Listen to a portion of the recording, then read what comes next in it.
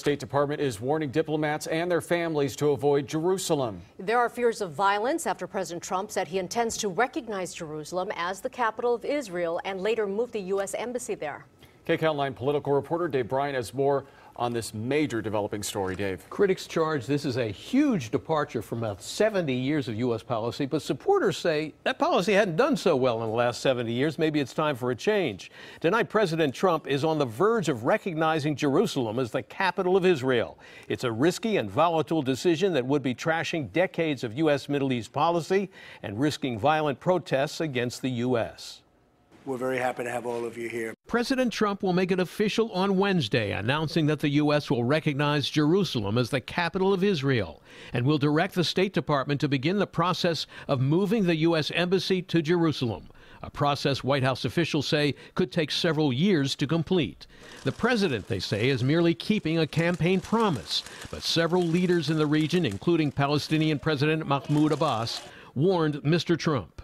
There could be grave consequences and possible violence if he does. Another Palestinian leader said Trump's decision would destroy any hope of negotiating a two-state solution with Israel, which the U.S. has heretofore supported. The U.S. is delivering a lethal bullet to the heart of the two-state solution. That would be actually the kiss of death to the two-state solution. But many Israelis say the Palestinians are delusional if they think a portion of Jerusalem could belong to them. Driving a carving knife across and through and meandering across a living city would be a mistake. The problem is both Jews and Muslims claim Jerusalem as their religious capital, and here's why.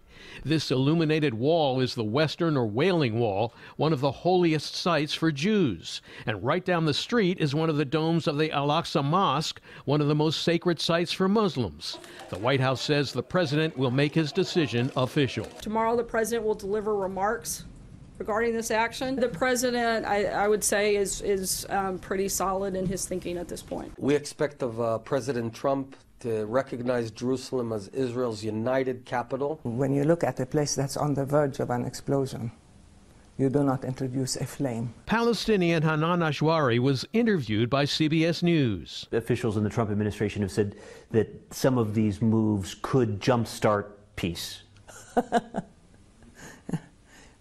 These moves could jumpstart peace, they would scuttle peace. And tonight, the leaders of Jordan, France, and Turkey also have protested President Trump's Jerusalem decision.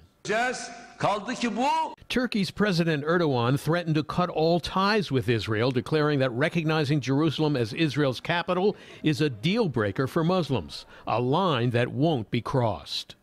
Now, it may or may not be a disaster for U.S. foreign policy in the Middle East, but the fact that President Trump is taking these steps should not be surprising. During the presidential campaign, he appealed to Christian evangelicals and extremely conservative Jews, many with Israeli connections, by promising to move the U.S. embassy to Jerusalem, a dream come true for those groups.